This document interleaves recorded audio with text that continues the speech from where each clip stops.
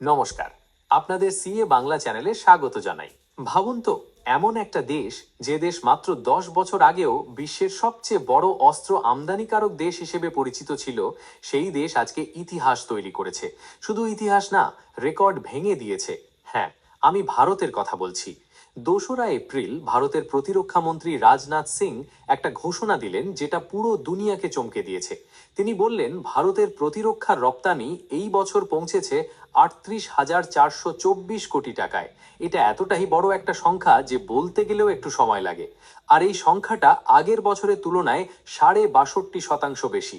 তো আজকে আমরা শুরু থেকে শেষ পর্যন্ত বুঝবো কিভাবে ভারত এই অবিশ্বাস্য পরিবর্তন করলো, কি কি অস্ত্র রপ্তানি হচ্ছে, কারা কিনছে, আর ভবিষ্যতে কি হতে পারে সবকিছু। তো চলুন শুরু করা যাক। 2025-26 অর্থ বছরে ভারতের প্রতিরক্ষা রপ্তানি হয়েছে 38,424 কোটি টাকা। ডলারে বলতে গেলে এটা প্রায় 4.1 বিলিয়ন ডলার। এবার তুলনাটা দেখুন, 2023-24 সালে ছিল 21,083 কোটি টাকা, 2024-25 সালে হয়েছিল 23,622 কোটি টাকা, আর এখন 2025-26 সালে হয়েছে 38,424 কোটি টাকা। মানে মাত্র এক বছরে বাড়লো 14,802 কোটি টাকা। এটা কোনো ছোট বৃদ্ধি না। কিন্তু আরো বড় ছবিটা দেখুন, 2013-14 সালে মানে মাত্র 12 বছর আগে ভারতের প্রতিরক্ষা রপ্তানি কত ছিল জানেন? মাত্র 1,000 কোটির কাছাকাছি। আর আজকে সেটা 38,000 কোটি টাকা ছাড়িয়ে গেছে। মানে গত 10 বছরে বৃদ্ধি হয়েছে প্রায় 31 গুণ। কিন্তু এখন প্রশ্ন হচ্ছে, এই রেকর্ড রপ্তানিতে অবদান কে কে রেখেছে? সরকারি প্রতিরক্ষা সংস্থাগুলো, যাদের আমরা ডিপিএসইউ বলি, তারা দিয়েছে মোট রপ্তানির 54.84%, আর বেসরকারি কোম্পানিগুলো দিয়েছে 45.16%। এই ব্যালেন্সটা খুব গুরুত্বপূর্ণ, কারণ এর আগে পর্যন্ত প্রতিরক্ষা খাতে বেসরকারি সংস্থার অংশগ্রহণ ছিল অনেক কম। আজকে প্রায় অর্ধেক রপ্তানি হচ্ছে বেসরকারি শিল্পের হাত ধরে। এটা একটা বড় বিপ্লব। এখানে আপনাদের মনে একটা প্রশ্ন আসতে পারে যে 10 বছর আগে কোথায় ছিল ভারত। এবার একটু পেছনে যাই, কারণ বর্তমান বুঝতে গেলে অতীতটা দেখতে হয়। মাত্র 10-12 বছর আগেও ভারতের একটা ভিন্ন পরিচয় ছিল আন্তর্জাতিক মহলে। ভারত ছিল বিশ্বের সবচেয়ে বড় অস্ত্র আমদানিকারক দেশগুলোর একটি।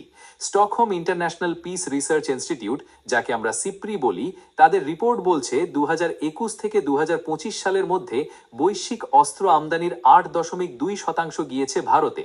মানে ভারতকে নিজের সেনাবাহিনীর জন্য বিদেশ থেকে অস্ত্র কিনতে হতো। রাশিয়া, আমেরিকা, ফ্রান্স, ইসরায়েল এদের কাছ থেকে কোটি কোটি ডলার খরচ করে অস্ত্র আমদানি করত ভারত। এই নির্ভরশীলতার দুটো বড় সমস্যা ছিল। এক, এটা ছিল অর্থনৈতিক দুর্বলতা, কারণ বিদেশে টাকা যাচ্ছে, দেশের ভেতরে কর্মসংস্থান হচ্ছে না। দুই, এটা ছিল কৌশলগত দুর্বলতা, কারণ আপনি যদি অস্ত্রের জন্য বিদেশের ওপর নির্ভর করেন, তাহলে সংকটের সময় সেই দেশ যদি সাপ্লাই বন্ধ করে দেয়, ভারতের কি হবে? এই চিন্তা থেকেই জন্ম হলো একটা নতুন দৃষ্টিভঙ্গির। 2014 সালে নরেন্দ্র মোদীর সরকার এলো মেক ইন ইন্ডিয়া উদ্যোগ নিয়ে। তার কিছু পরে এলো আত্মনির্ভর ভারত। প্রতিরক্ষা খাতে এই দুটো উদ্যোগের মানে ছিল একটাই, নিজেদের অস্ত্র নিজেরা বানাও। আর এই পরিবর্তনের ফলটা আজকে আমরা দেখতে পাচ্ছি। কিন্তু এখন প্রশ্ন হচ্ছে, কি কি অস্ত্র রপ্তানি করছে ভারত? কারণ এই তালিকাটা দেখলে আপনি বুঝবেন ভারতের প্রতিরক্ষা শিল্প কতটা পরিপক্ক হয়ে উঠেছে। প্রথমেই আসি ব্রহ্মোস মিসাইলের কথায়। ব্রহ্মোস এই নামটা আজকে বিশ্বের প্রতিরক্ষা বিশেষজ্ঞদের কাছে অত্যন্ত পরিচিত। এটা একটা সুপারসনিক ক্রুজ মিসাইল, মানে শব্দের চেয়েও দ্রুত গতিতে ছুটে যায় লক্ষ্যবস্তুর দিকে। এটা ভারত ও রাশিয়া মিলে তৈরি করেছে। ব্রহ্মোস নামটা এসেছে ভারতের ব্রহ্মপুত্র নদী আর রাশিয়ার মস্কোভা নদীর নাম থেকে।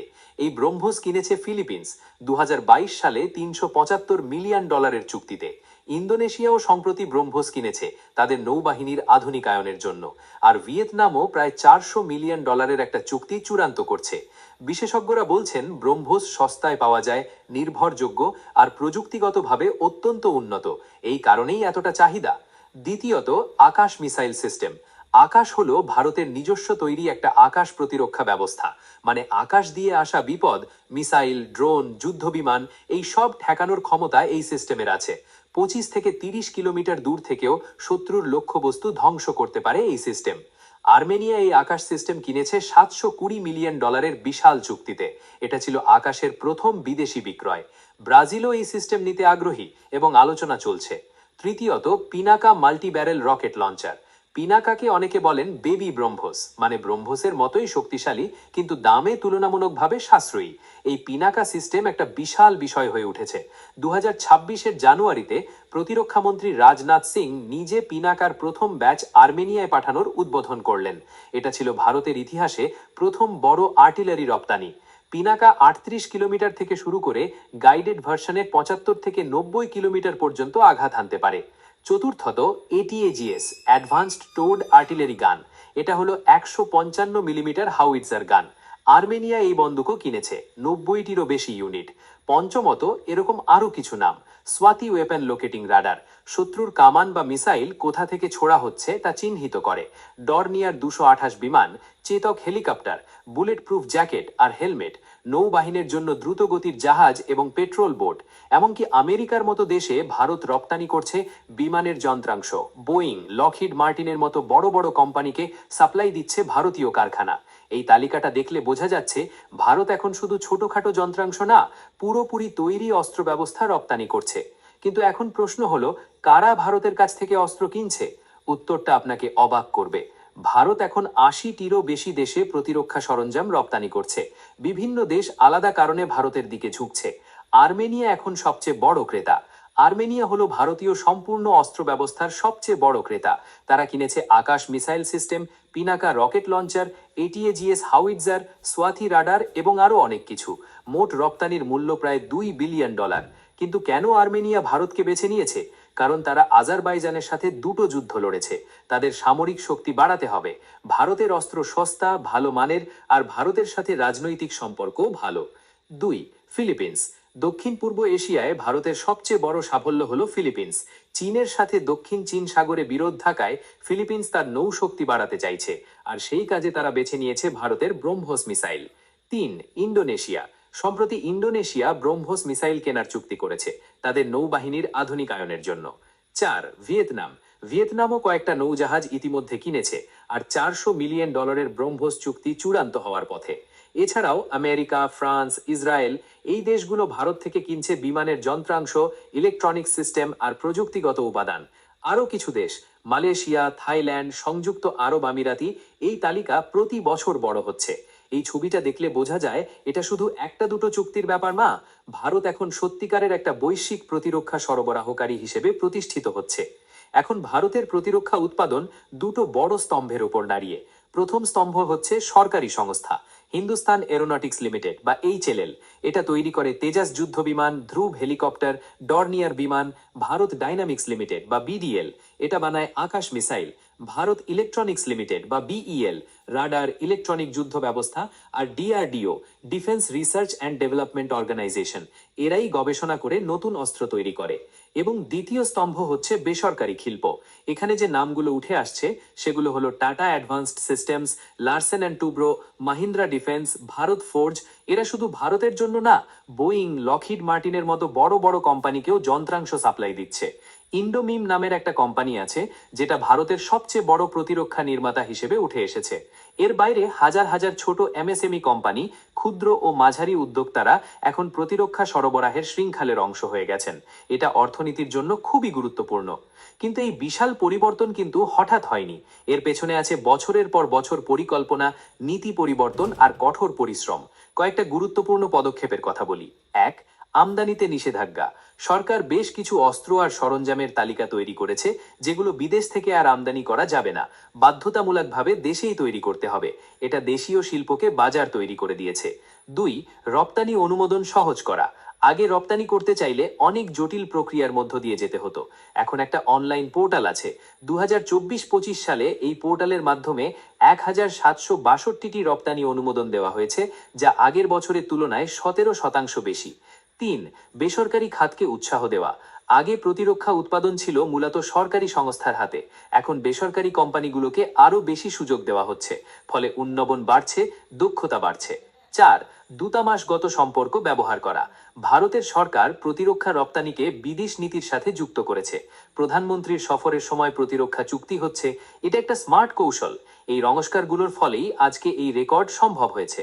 কিন্তু একটা প্রশ্ন মাথায় আসতে পারে, ঠিক এই সময়ে ভারতের অস্ত্রের এত চাহিদা কেন? উত্তরটা বিশ্ব পরিস্থিতিতে আছে। বর্তমানে রাশিয়া ইউক্রেন যুদ্ধ এখনো চলছে। মধ্যপ্রাচ্যে উত্তেজনা বাড়ছে, দক্ষিণ চীন সাগরে চীনের আগ্রাসী মনোভাবে ভয় পাচ্ছে এশিয়ার দেশগুলো। এই পরিস্থিতিতে প্রতিটি দেশ তার প্রতিরক্ষা বাজেট বাড়াচ্ছে। অনেক দেশ শুধু রাশিয়া বা পশ্চিমা দেশের ওপর নির্ভর করতে চাইছে না, তারা চাইছে বিকল্প সরবরাহকারী। আর ভারত সেই বিকল্প হিসেবে নিজেকে তুলে ধরছে। ভারতের অস্ত্র সস্তা, মানসম্মত, আর ভারত কোনো বিপদ এলে সরবরাহ বন্ধ করবে না, এই বিশ্বাস তৈরি হচ্ছে। এছাড়াও ভারত গণতান্ত্রিক অংশীদার হিসেবে পরিচিত। অনেক দেশ ভারতকে চীন বা রাশিয়ার বিকল্প হিসেবে দেখছে। এই ভূ রাজনৈতিক সুযোগকেই ভারত কাজে লাগাচ্ছে। সরকার বলছে 2029-30 সালের মধ্যে প্রতিরক্ষা রপ্তানি পৌঁছাবে 50,000 কোটি টাকায়, আর দেশীয় উৎপাদন পৌঁছাবে 3 লাখ কোটি টাকায়। এটা সম্ভব হলে ভারত হবে বিশ্বের শীর্ষ প্রতিরক্ষা রপ্তানিকারক দেশগুলোর মধ্যে একটি। কিন্তু চ্যালেঞ্জও আছে। ভারত এখনো বিশ্বের বড় অস্ত্র আমদানিকারক, মানে এক হাতে রপ্তানি করছে, অন্য হাতে আমদানিও করছে। বিমান ইঞ্জিন, কিছু সেন্সর প্রযুক্তি, এই ক্ষেত্রে এখনো বিদেশ নির্ভর। আর এটাই হলো পরের বড় চ্যালেঞ্জ, প্রযুক্তির গভীরে যাওয়া। শুধু অ্যাসেম্বলি না করে মূল প্রযুক্তি নিজেরা তৈরি করা। কিন্তু যে গতিতে ভারত এগোচ্ছে সেটা দেখে আশাবাদী হওয়ার কারণ আছে। বন্ধুরা, 10 বছর আগে যে দেশ ছিল বিশ্বের সবচেয়ে বড় অস্ত্র ক্রেতাদের একজন, সেই দেশ আজকে 38,000 কোটি টাকার অস্ত্র বিদেশে বিক্রি করছে, 80টিরও বেশি দেশে। ব্রহ্মোস থেকে আকাশ, পিনাকা থেকে হাউইৎজের, মেড ইন ইন্ডিয়া অস্ত্র আজকে বিশ্বের বিভিন্ন প্রান্তে পৌঁছে যাচ্ছে। এটা শুধু ব্যবসায়িক সাফল্য না, এটা কৌশলগত সাফল্য, এটা আত্মনির্ভরতার সাফল্য। ভারত এখন সত্যিকারের অর্থে বিশ্বমঞ্চে একটা নতুন পরিচয় পাচ্ছে। আপনাদের কি মনে হয়, ভারত আগামী 5 বছরে এই রেকর্ড আরো ভাঙতে পারবে? কমেন্টে জানান। আর যদি ভিডিওটা ভালো লেগে থাকে তাহলে একটা লাইক দিন, চ্যানেলটা সাবস্ক্রাইব করুন, আর আপনার বন্ধুদের সাথেও শেয়ার করুন। পরের ভিডিওতে আবার দেখা হবে। ততক্ষণ ভালো থাকুন। ধন্যবাদ।